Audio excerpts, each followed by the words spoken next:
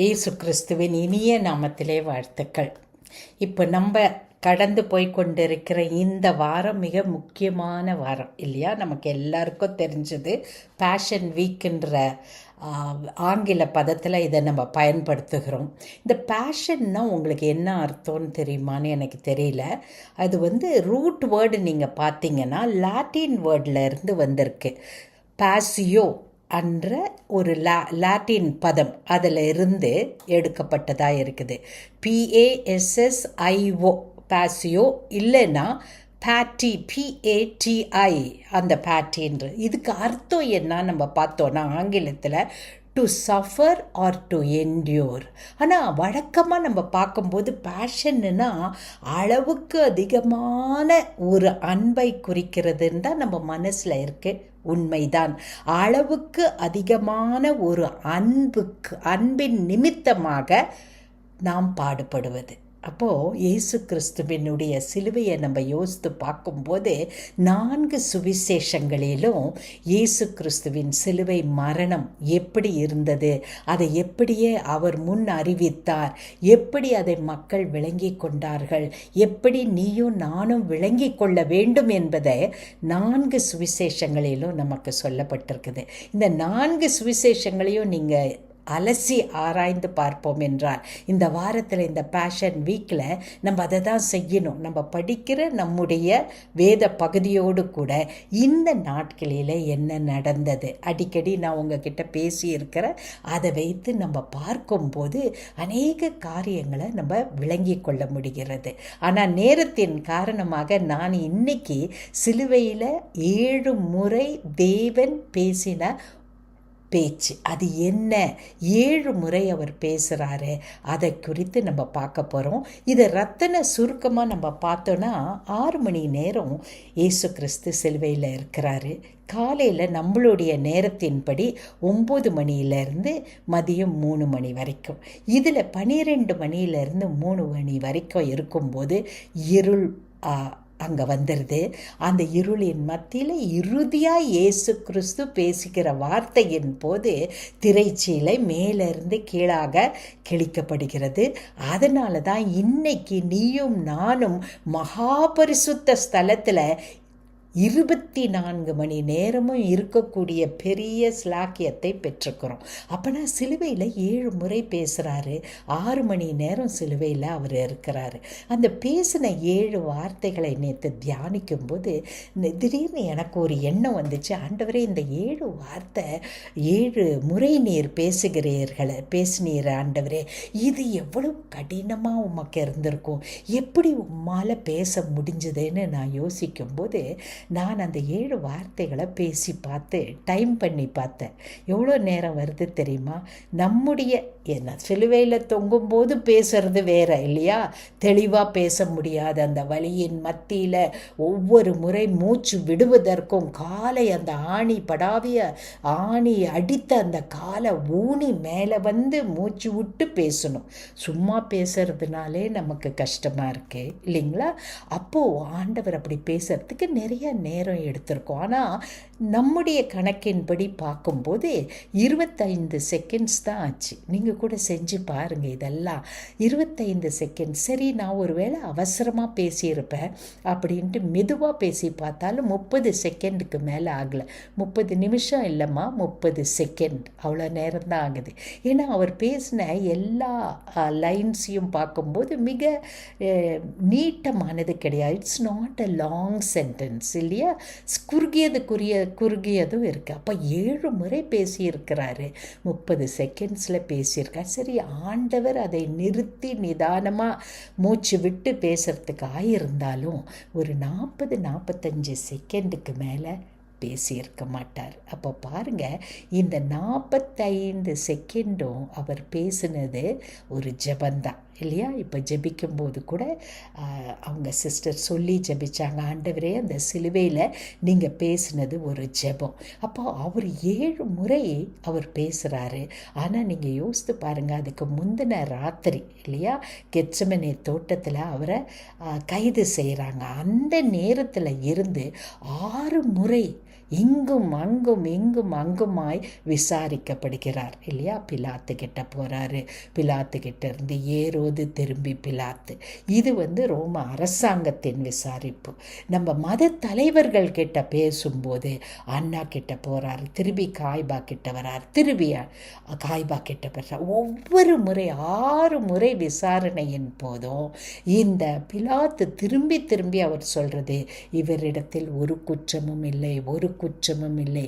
அழகான பாட்டு கேட்டோம் இல்லையா, ஆட்டுக்குட்டியானவரே. ஆடை பழைய ஏற்பாட்டின்படி பழைய பஸ்கா அந்த ஆடை பலி செலுத்தும் போது அதை சோதித்து பார்ப்பார்கள். ஏதாவது குற்றம் இருந்தால் அதை என்ன செய்ய முடியாது, பலி செலுத்த முடியாது. நம்முடைய இயேசு கிறிஸ்து நமக்காக மரித்தார் அல்லவா சிலுவையில். அவரிடத்துல ஒரு குற்றமும் இல்லை, ஒரு குற்றமும் இல்லை, ஒரு குற்றமும் இல்லைன்னு பிலாத்து திரும்ப திரும்ப சொல்கிறாரு. கடைசியாக அந்த கள்ளன் இருக்கிறாருல்ல, நம்மெல்லாம் தப்பு செஞ்சு மறிக்கிறோம், இவர்கிட்ட ஒரு குற்றமும் இல்லை. இப்படி பலர் வாயினால் பரிசுத்தமான ஒரு பஸ்கா இறுதி ஆடு, இதோட பலி கிடையாது, பலி முடிய போது இறுதி பஸ்கா ஆடாக தான் நம்முடைய தேவன் சிலுவையில் தொங்கிக் கொண்டிருக்கிறார்.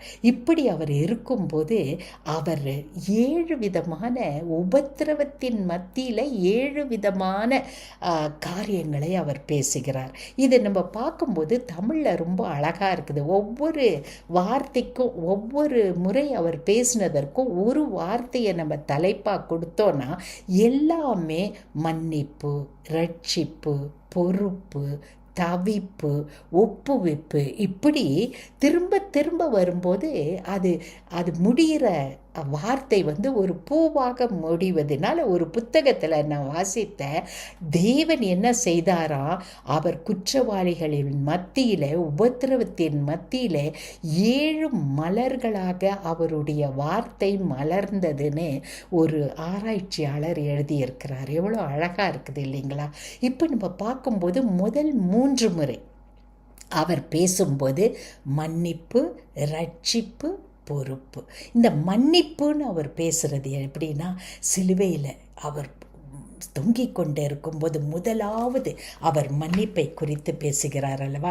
இந்த மன்னிப்புன்னு வரும்போதுமா இவர் சொல்கிறது மன்னிப்பு கூட ஒரு ஜெபமாக இவர் செய்கிறார். அதை எப்படி நான் சொல்கிறேன்னா, அவர் பிதாவேன்னு தொடங்கி இருப்பார், பிதாவேன்னு முடிப்பார் இல்லைங்களா. முதல் வார்த்தை அவர் பேசும்போது, முதல் முறை பேசும்போது பிதாவேன்னு துவங்குவார். துவங்கி மற்றவர்களுக்காக பேசுவார். இறுதியாக அவர் முடிக்கும்போது பிதாவேன்னு சொல்லி தன்னுடைய ஆவியை பிதாவின் கையில் ஒப்பு கொடுக்குறார். அதனால் இவர் பிதாவே பிதாவே எப்படி நமக்கு ஜெபிக்க கற்றுக் கொடுத்தாரு. பரமண்டலங்களில் இருக்கிற எங்கள் பிதாவே.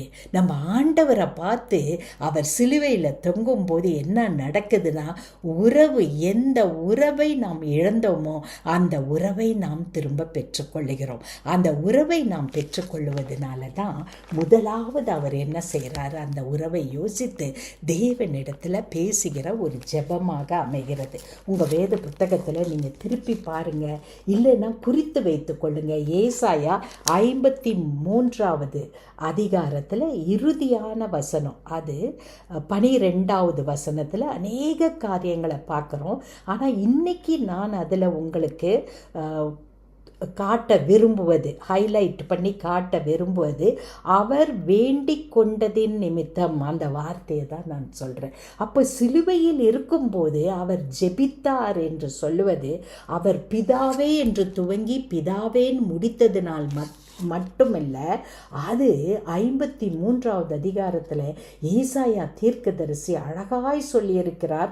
அவர் தன் ஆத்துமாவை மரணத்தில் ஊற்றின்னு துவங்கிட்டு அவர் என்ன செய்தாரா, நமக்காக, அக்கிரமக்காரர்களுக்காக வேண்டிக் கொண்டதின் நிமித்தம். அப்பனா சிலுவையில் அவர் என்ன செய்கிறாரு, வேண்டிக் கொள்ளுகிறார்மா.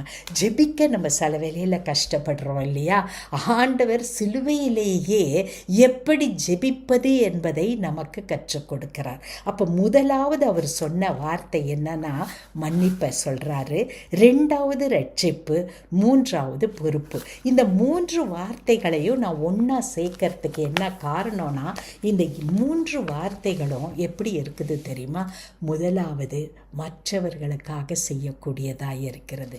மற்றவர்களுக்கு தான் செய்ய வேண்டிய காரியத்தை முதலாவது செய்கிறார். எனவே நீங்கள் எழுதி வைத்துக்கோங்க. மத்தேயுல நம்ம படிக்கிறோம் 18:21 நம்ம படிக்கிறது மன்னிப்பை பற்றி கேட்குறாங்க. யார்? நம்ம பேதுரு கேட்குறாரு, எத்தனை முறை மன்னிக்கணும்?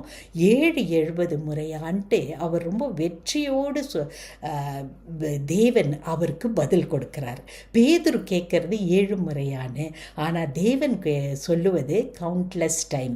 கவுண்ட்லெஸ் மட்டும் இல்லைம்மா, எந்த கொடூரமான துரோகமாக இருந்தாலும் நீ மன்னிக்க வேண்டும் என்பதை தான் அது குறிக்குது. முதல் ஆழமாக நம்ம போகும்போது எவ்வளவு பெரிய துரோகத்தையும் நீ மன்னிக்க வேண்டும் என்பதை தான் 770 முறை. ஏன்னா 7 முறை முதல் முறை செய்யும்போது சின்ன தப்பாக இருக்கும், ஆனால் கவுண்ட்லெஸ் டைம் மன்னித்துட்டே இருக்கிறாங்களே, இவங்க தப்பு செய்கிறாங்களேன்னு சொல்லும்போது ஆண்டவர் நமக்கு சொல்லி கொடுக்கிற பாடம், நீ எவ்வளவு கொடூரமான பாவமாக இருந்தாலும் மன்னிக்க வேண்டும்.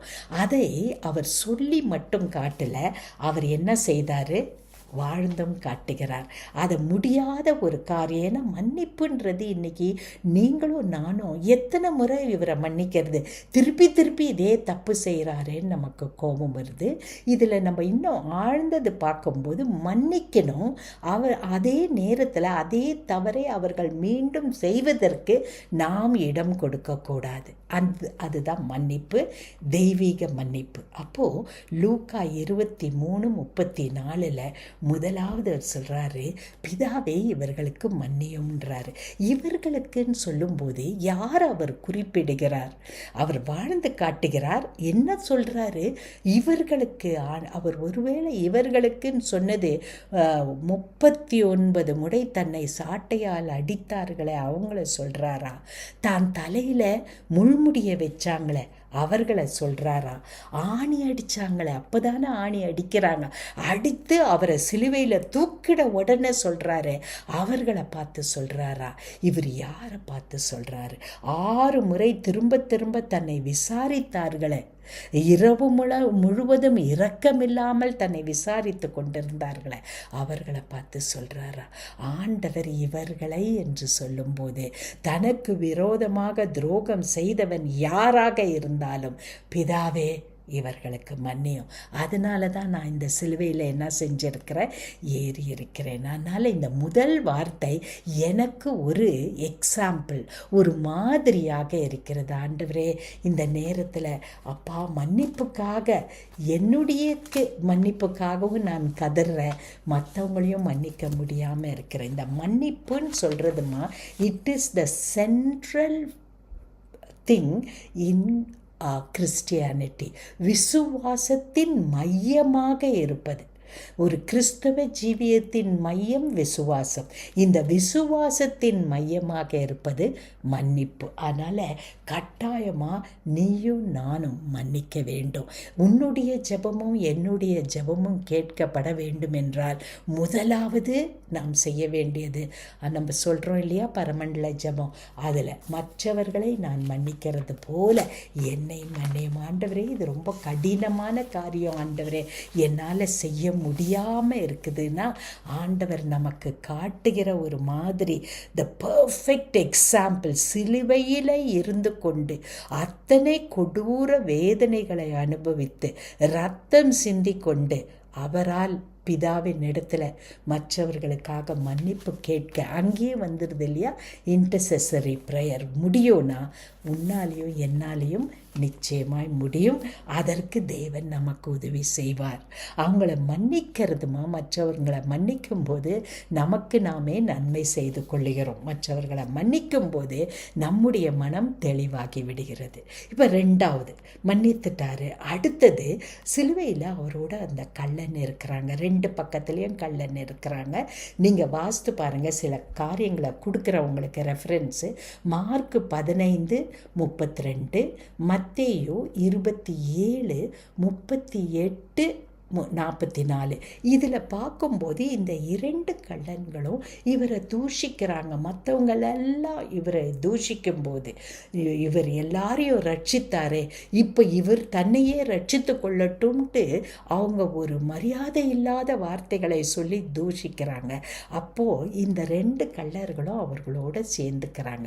இப்போ என்ன ஆகுது, லூக்காவில் என்ன போட்டிருக்குது, லூக்கா 23:43 என்ன போட்டிருக்குது, ஒரு கள்ளன் அவரை பார்த்து, நீர் உம்முடைய ராஜ்யத்தில் வரும்போது என்னை நினைத்து கொள்ளும். இந்த வித்தின் திஸ் ஃபியூ செகண்ட்ஸ் இல்லையா, இல்லை ஒரு சில மணி நேரத்தில் இது எப்படி என்ன ஆயிடுச்சு இவருக்கு, இந்த கள்ளன் எப்படி மாறினாருன்னு நம்ம யோசித்தோன்னா, ஆண்டவர் சொன்ன இந்த வார்த்தை இவ்வளவு கொடூரமாய் தன்னை துன்பப்படுத்துகிறவருக்கு பிதாவே இவர்களுக்கு மன்னியும்னு சொல்கிறாரு. இந்த மனுஷனால் எப்படி செய்ய முடியுது, இது மனுஷனாக இருக்க மாட்டார், தெய்வமாக இருக்க வேண்டும் என்ற அவருக்கு நினைவு வருது. ஒருவேளை அவர் இந்த உலகத்தில் இருக்கிறப்போ இயேசு கிறிஸ்துவை குறித்து கேள்விப்பட்டு இருக்கலாம். இது ஒரு கற்பனை தான் அப்படின்னு கேள்விப்பட்டிருக்கலாம். அப்போ அவர் எதை பற்றி பேசினார், தேவனுடைய ராஜ்யத்தை குறித்து தான் ஆண்டவர் அதிகமாய் பேசினார். இல்லைன்னா அவர் கண்ணை எடுத்து இவர் யாராக இருக்கும், இப்படி மன்னிப்பை பேசுகிறாரே, இவருடைய வார்த்தையில் இவ்வளவு வல்லமை இருக்குதுன்னு கொஞ்சம் தலையை தூக்கி பார்த்துருந்தாருன்னா ராஜா என்ற அந்த வார்த்தையை அவர் பார்க்க முடியும். யூதருக்கு ராஜான்னு போட்டிருந்தது. அப்பா இவர் ராஜானா இவருக்கு என்ன இருக்கும், ஒரு கிங்டம் இருக்கும். இவர் ராஜா, இவருக்கு ஒரு ராஜ்யம் இருக்கும். அந்த ராஜ்யத்தில் நீங்கள் இருப்பீங்கப்பா, என்ன நினைத்து கொள்ளுங்கள். எவ்வளவு சீக்கிரம் அவருடைய மனது மாறுது. எனவே இந்த விசுவாசத்தின் வார்த்தை, ரிப்பென்டன்ட் தீஃப், அவருக்கு இருந்ததெல்லாம் எனக்கு மன்னிப்பு கிடைக்கும் என்ற நம்பிக்கை இருந்தது. அதனால் அந்த நம்பிக்கையின் பேரில் அவர் கேட்குறாரு, இவர் தான் முதலாவது கிறிஸ்தவன் இல்லையா, கிறிஸ்துவை உடையவன் கிறிஸ்தவன் இல்லையா. இப்போ கிறிஸ்தவர்கள் என்ற பெயர் எப்போ கொடுக்கப்படுகிறது, அப்போஸ்தலரில் தான் நம்ம பார்க்குறோம். அந்தியோகியா பட்டணத்தில் கிறிஸ்தவர்கள் என்ற பெயர் கொடுக்கப்பட்டது. அந்த பெயர் கொடுப்பதுக்கு முன்னதாகவே முதலாவது கிறிஸ்தவனாக மாறியது இவர் இல்லையா. ஆண்டவர் அவரை பார்த்து சொல்கிறாரு, இன்றைக்கு நீ என்னோடு கூட பரதேசியில் இருப்பா. இன்றைக்குன்னு சொல்கிறனால விசுவாசம் இருக்கும் என்றால் இம்மீடியட்லி அந்த சனமே நமக்கு என்ன கிடைக்கும், மன்னிப்பு கிடைக்கும், ஆண்டவருடைய கிருபையும் கிடைக்கும்.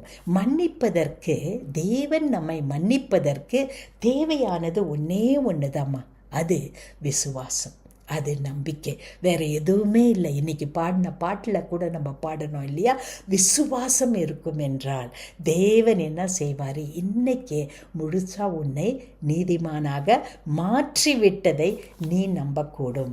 அதனால் நானும் நீயும் தேவனோடு வாழ வேண்டும் என்றால் எங்கே இருக்கணும், உம்முடைய ராஜ்யம், தேவனுடைய ராஜ்யம் எங்கே இருக்குது, இப்போ இங்கேயே இருக்குதுமா. நான் என்னைக்கு தேவன் என்னுடைய வாழ்க்கைக்குள்ளே வந்துட்டாரோ என்னுடைய வாழ்க்கை தேவனுடைய ராஜ்யமாக மாறிவிட்டது. அதை அன்னைக்கு அந்த கள்ளன் அனுபவித்தான். இன்றைக்கு நீயும் நானும் அனுபவித்திருக்கிறோம். எப்பேற்பட்ட பாவியாக இருந்தாலும் ஒரே நொடியில் இன்றைக்கு வேறு எதையுமே ஆண்டவர் கேட்கல. எத்தனையோ காரியம், ஆண்டவரே நான் ஜெபிக்க முடியலையே, நான் இதை செய்யலையே அதை செய்யலையே, இதெல்லாம் நாம் செய்வது தேவன் நம்மை நீதிமானாக மாற்றியதின் விளைவாக இருக்கிறது. மூன்றாவது, இப்போ என்ன செய்கிறாரு, அவர் கண்களை ஏறெடுத்து பார்க்கிறார். when Jesus saw, இதெல்லாம் இவங்க ரெண்டும் முதல் பேசினது ரெண்டுமே அவர் என்ன செய்கிறாரு, பொதுவாய் சொல்கிறார் இல்லையா. மற்றவர்கள் இது தனக்கு உறவு, தன்னுடைய சொந்த தாய் இல்லையா, மரியம்மாள் அம்மாளுக்கு இயேசு கிறிஸ்துவின் சிலுவை மரணம் தெரியுமா? இயேசு கிறிஸ்துவுக்கு அடுத்தது, தேவகுமாரனுக்கு அடுத்தது சிலுவை மரணத்தை குறித்து அறிந்தவர் பரிசுத்த மரியம்மா தான். உங்களுக்கு தெரியும் இல்லையா? அவர் பிறப்பதற்கு முன்னதாகவே அவருடைய பேரை சொல்லும் போதே அவர்களுக்கு இது அறிவிக்கப்பட்டது. மரியம்மா என்ன செய்கிறாங்கன்னா, பரிசுத்த ஆவியினால் நிறைந்தவர்களாய் அவங்களுக்கு என்ன பேர் கொடுக்கப்படுகிறது? விசுவாசித்தவரே நீ பாக்கியவதி, இல்லையா? அப்போ அந்த விசுவாசம் என்ன? என்னுடைய மகன் யாராக இந்த உலகத்திற்கு வந்திருக்கிறார். உங்களுக்கு தெரியும், எலிசபெத் அம்மா கிட்ட போய் இவங்க ஒரு பாடலை பாடும்போது இயேசு கிறிஸ்துவை வயிற்றில் இருக்கிற இயேசு கிறிஸ்து அப்போதான் உருவாயிருக்கிறார் பரிசுத்த ஆவியினால. மரியம்மா எப்படி பார்த்தாங்க? மீட்பராக பார்த்தாங்க. நீங்கள் வாஸ்து பாருங்க, அடிக்கடி சொல்லுறோம், அவர்களை மீட்பராக பார்த்தது மரியம்மா. அப்போது அவங்க அந்த இடத்துல நின்று கொண்டு இருக்கும்போது நீங்கள் யோசித்து பாருங்க, ஒரு பெண், அந்த காலத்தில் இருந்த ஒரு பெண் இல்லையா, அவங்க சிலுவை மரத்துக்கு ஆண்டவர் தொங்கும்போது அவங்க நிற்கிறாங்கன்னா அவங்க எவ்வளவு ஒரு சரீர பலனும். ஒரு தாயால் தன்னுடைய சொந்த குழந்தைக்கு ஒரு சின்ன கஷ்டம் வரும்போது கூட ஒரு தாயால் பார்க்க முடியாது. ஆனால் இவங்க எவ்வளவு தூரத்துக்கு ஆண்டவரோடு பரிசுத்த ஆவியினால் நிரப்பப்பட்டவர்களாக இருந்திருந்தா அந்த சிலுவை கருகில் தேவன் பார்க்கிற இயேசு கிறிஸ்து பார்க்கும்போது பார்க்கக்கூடிய கண்ணோட்டத்தில் இருக்கிறாங்கன்னா ரொம்ப தூரத்தில் இல்லைம்மா, இல்லையா? மரியம்மா இருக்கிறத அவர் பார்க்க முடிஞ்சது. அவர் பார்த்து வென் ஜீசஸ் சான் இருக்கும் அந்த இடத்துல பார்க்குறாரு. இதை யோவான் எழுதுகிறார். யோவான் 19வது அதிகாரத்தில் 26, 27. ஏன்னா யோவானும் அங்கே மிக அன்பாய் இருந்தவர். யார்? 2 பேர். ஒன்று சீஷர்களில் யோவான், இங்கே வரும்போது தன்னுடைய தாய். இந்த நேரத்தில் தாயை பார்த்து என்ன சொல்கிறாரு? உன்னுடைய மகனை பார்த்து, மகன்னா சீஷனை, அன்பாக இருந்த சீஷனை பார்த்து உன்னுடைய தாயின்னு சொல்கிறாரு. அப்போனா உறவுக்கு ஆண்டவர் எவ்வளவு முக்கியத்துவம் கொடுக்குறாரு இல்லையா? முதல் 2ம் அவர் பேசும்போது யாருன்னு அவர் பார்த்து அவர்களோட உறவு கொண்டவங்க இல்லை. அவங்க 2 பேருமே வித்தியாசமானவர்கள். தூரத்தில் இருந்தவங்க முதல் முறையாக பார்த்துருக்கலாம். இப்பேற்பட்டவர்களுக்கு ஆண்டவர் பேசிட்டு தன்னுடைய வாழ்க்கையில் மிக மிக நெருக்கமாக இருந்த தன்னுடைய தாயிடத்தில் பேசுகிறாரு, தன்னுடைய சீஷனிடத்தில் பேசுகிறாரு. மரியம்மாவுக்கு எப்படி இந்த பலன் கிடைத்திருக்கணும்? ஆனால் நீங்கள் மத்தேயு 1:21 பாருங்கள், மேரிஸ் ஸ்ட்ரெங்த், அவங்களுடைய பலத்தை நம்ம பார்க்க முடியும். நம்ம அவங்கள ஒரு பெரிய பரிசுத்தவாட்டியாக பார்க்குறோம் இல்லையா? ஆனால் அநேக சமயத்தில் அவங்களுக்கு இருந்த பலன் நமக்கு இருக்குதா? ஒரு சின்ன காரியம் வந்தாலே நம்ம என்ன செய்கிறோம்? இங்கேயும் அங்கேயும் தவித்துட்டு இருக்கிறோம். ஆனால் இவர்கள் என்ன செய்கிறாங்க? ஒரு ஃபிசிக்கல் ஸ்ட்ரென்த்தை உடையவர்களாய், இமோஷ்னல் ஸ்ட்ரென்த் உடையவங்களா, ஆவிக்குரிய அவங்களுக்கு தைரியம் உடையவர்களாய், பலன் உடையவர்களாய் அவங்க நிற்கிறாங்க. Because she recognise Jesus even before he was born as Xavier. அவங்க எப்படி பார்த்தாங்கன்னா மீட்பராக தான் பார்க்குறாங்க இயேசு கிறிஸ்துவை. எப்போ இயேசு கிறிஸ்து தன்னுடைய கருவில் உருவான உடனேயே அவரை மீட்பராக பார்க்குறாங்க. சரியான கண்ணோட்டம் இருந்ததுன்னா ஆண்டவருக்காக நீயும் நானும் என்ன செய்ய முடியும்? அவருக்காக நிற்க முடியும். உலகில் உறவு தேவை, உலகிலே கடமையும் தேவை. அதனால் தன்னுடைய பொறுப்பை அவர் என்ன செய்தார்? சரியாக செய்து முடித்தார். உலகில் முக்கியமான காரியம், யாரோ சுற்றி இருக்கிறவங்களுக்கு நான் ஊழியம் செஞ்சிட்றேன்றது மட்டும் இல்லை, தன்னுடைய சொந்த குடும்பத்திலேயே நாம் சாட்சியாக தன்னுடைய மரணத்தின் நேரத்திலேயும் இயேசு கிறிஸ்து இருந்தார். ஒரு முறை அவரே சொல்கிறார், எனக்கு தாய் யார், எனக்கு சகோதர சகோதரிகள் யார், இவங்க பிதாவின் சித்த சித்தத்தை செய்கிறவர்கள் தானேன்னு சொன்னப்போ நம்ம நினைச்சோம், ஐயோ தன்னுடைய தாயை கூட இப்படி ஒரு தூரத்தில் வைத்து செய்தாரேன்னு யோசித்தோம். ஆனால் அவர் உண்மையில் அவர் சில பாடங்களை சொல்லி கொடுக்க தான் அதை நமக்கு சொன்னாரே தவிர, பிதாவின் சித்தம் எவ்வளவு முக்கியம்னு சொல்கிறதுக்கு சொன்னாரே தவிர, உண்மையில் பார்க்கும்போது தன்னுடைய தாயை எப்படி பார்க்குறாரு, அவரை நேசிக்கிறவராக, தாய்க்கு செய்ய வேண்டிய கடமையை செய்கிறவராக இருக்கிறார். 4வது முறை பேசுகிறார், my God my God why hast thou forsaken me? என்னுடைய தேவனே என்னுடைய தேவனே ஏன் என்னை கைவிட்டீர்? சிலுவையில் இவருடைய தவிப்பை பார்க்கிறோம். எந்த தவிப்பு? ஆவிக்குரிய தவிப்பு. எதில் தவிக்கிறாருன்னா, பிதாவுக்கும் இவருக்கும் இடையில நம்முடைய பாவங்கள், அந்த உலகத்தின் பாவத்தை சுமந்து தீர்க்கிற தேவ ஆட்டுக்குட்டியாக கடைசி பலியாக இருக்கிறார். மத்தேயுலையும் வருது, மார்க்லையும் வருது. மத்தேயு 27:45-46, மார்க் 15:34. அப்போ என்ன செய்கிறாரு? என் கடவுளே, ஒவ்வொரு முறையும் பிதாவே என்று கூப்பிட்டவர் இந்த முறை கடவுளேன்னு கூப்பிடுறாருன்னா, பிதாவே என்று கூப்பிடுவதற்கு முடியாமல் நானும் நீயும் தவிச்சிட்ருக்கிறோம் இல்லையா? அதை உடைப்பதற்காக நம்முடைய பாவத்தை பூரணமாய் அவர் என்ன செய்துட்டாரு? சிலுவையில் அறைந்து விட்டார். அசுத்தத்தை காணக்கூடாத சுத்த கண்ணனே, நம்ம ஹபகூக் 1வது அதிகாரம் 13வது வசனத்தில் பார்க்குறோம். இந்த நேரத்தில் தான் இது எப்போ நடக்குதுன்னா, 12 noon, அந்தகாரம், ஒரு இருள் சூழுகிறது. இந்த 12 மணி நேரத்தில், இதை பழைய ஏற்பாட்டில் நீங்கள் பார்ப்பீங்கன்னா சங்கீதம் 22:1 பார்ப்போம் நம்ம இதில். அதனால் அவர் என்ன சொல்கிறாரு, இது அவருடைய சரீரத்தின் காரியத்தை குறிக்கலை, ஆவிக்குரிய காரியத்தில் என்னுடைய பாவத்துக்காகவும் உன்னுடைய பாவத்துக்காகவும் மத்தியஸ்தராக அவர் நின்ற போது அவருக்கு வந்த தவிப்பு. அடுத்து அதை தொடர்ந்து வருகிறது சரீர பிரகாரமான தவிப்பு. ஏன்னா ஐ தர்ஸ்ட்ன்னு சொல்கிறாரு, தாகமாக இருக்கிறேன்னு ஒரே வார்த்தையில் சொல்லி முடிக்கிறாரு. அப்போ இந்த தாகமாக இருக்கிறேன், ஐ தர்ஸ்ட்ன்னு அவர் சொல்கிற இந்த தவிப்பு சரீர தவிப்பு. அண்ட சராசரங்களுக்கும் நீரை உருவாக்கியவர் அவர் தானம்மா. மத்தேயு 26:25-34 என்ன சொல்கிறோம் நம்ம? 6வது அதிகாரம் 25-34 வரைக்கும் உன் தேவைகளை எல்லாம் அறிந்தவர் அவர் தானே. அப்போ நமக்கு ஆகாரத்தை கொடுக்கிறவர், தண்ணீரை உருவாக்கினவர், நமக்கு தண்ணீரை கொடுத்தவர் தனக்கே தாகத்தை தீர்த்து கொள்ள முடியாதா? முடியும் இல்லையா? நம்முடைய தேவையை அறிந்தவர். சமாரியா ஸ்திரீ இடத்துல சொல்கிறார் இல்லையா, நானே ஜீவ தண்ணீர்னு சொல்கிறார் இல்லையா?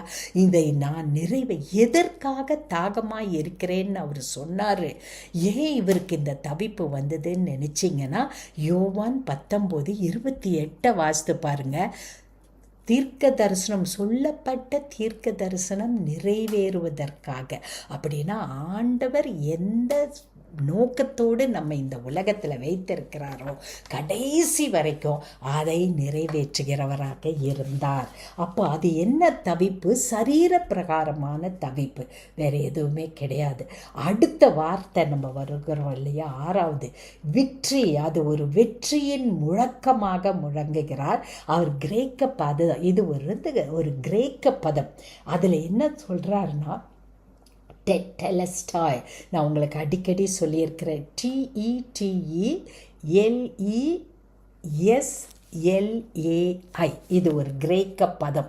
இதில் இந்த கிரேக்க பதத்தை அவர் சொல்கிறதுக்கு காரணம் என்ன தெரியுமா? இது ஒரு வெற்றியின் முழக்கம். எதற்காக இந்த உலகத்தில் வந்தேனோ, எதற்காக என்னை தேவன் அனுப்பினாரோ அதை செய்து முடித்து விட்டேன். அப்படின்னா யார்? ஒன்ஸ் ஃபார் ஆல், முடிந்தது. இது எங்கே வரும்னாமா? இந்த வார்த்தை வழக்கமாக பிஸ்னஸில் தான் வரும். இந்த பிஸ்னஸில் என்ன எழுதுவாங்கன்னா, the bill has has been paid in full. முழுவதமாக கொடுத்து முடிந்தாகிவிட்டது. கிரமமாக இல்லை, கொஞ்சம் பழைய ஏற்பாட்டில் பார்க்கும்போது ஆடையும் அசுத்தமான ஆட்டையும் எந்தவித குற்றமும் இல்லாத ஆட்டையும் பலி செலுத்தினாங்க. இப்போ என்ன ஆகுது? அதுக்கு ஒரு முற்றுப்புள்ளி வைக்கிறேன், இனிமே பலி கிடையாது.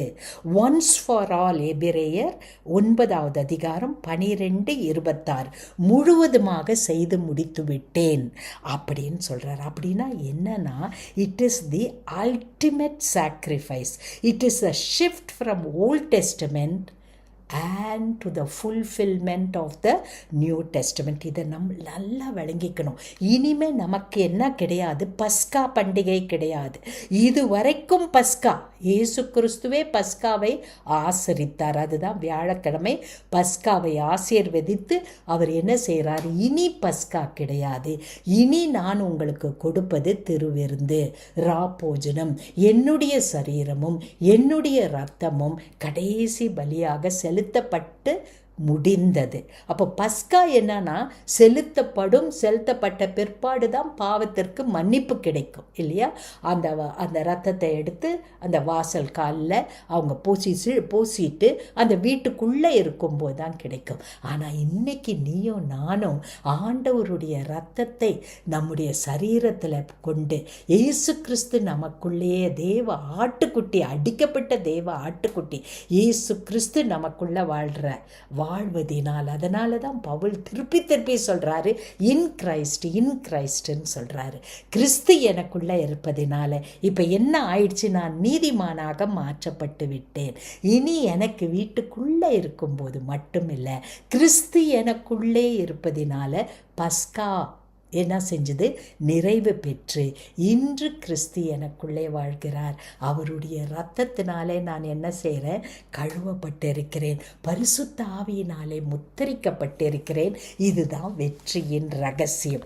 இதை சொல்லி முடிந்ததுன்னு சொன்ன அப்புறம் வேற பேச்சே இல்லை. பிதாவே, உம்முடைய கரத்தில் என் ஆவியை ஒப்புவிக்கிறேன். அப்போ இயேசு கிறிஸ்துவை கொலை செஞ்சாங்களா? அவருடைய ஆவியை ஒருவரும் எடுக்க முடியாது. அதை அவரே பிதாவின் கையில் ஒப்பு கொடுக்கிறார். நான் அடிக்கடி யோசிப்பேன், இயேசு கிறிஸ்து தேவனாக வந்தார், அவருக்கு வலி தெரிஞ்சிருக்குமான்ட்டு. அவர் வலி நிச்சயமாய் அவருக்கு தெரிஞ்சிருந்தனால தான் அவர் என்ன செய்கிறாரு? சிலுவையை சுமக்க முடியாமல் கீழே விழுகிறாரு. சிமியோனை வைத்து சிலுவையை சுமக்க சொல்கிறாங்க. தவிப்பில் தாகமாக இருக்கிறேன்னு சொல்கிறாரு. எல்லா சரீர வேதனையும் உனக்கும் எனக்கும் எப்படி இருந்திருக்குமோ அப்படியே இருந்தது. அப்பனா இறுதியாக பிதாவே, உம்முடைய கரத்தில் என் ஆவியை ஒப்பு வைக்கிறேன்னா எந்த வகையில் ஜெபத்தை துவங்கினாரோ அதே வார்த்தையில் ஜெபத்தை அதே மூச்சில் முடிக்கிறார்.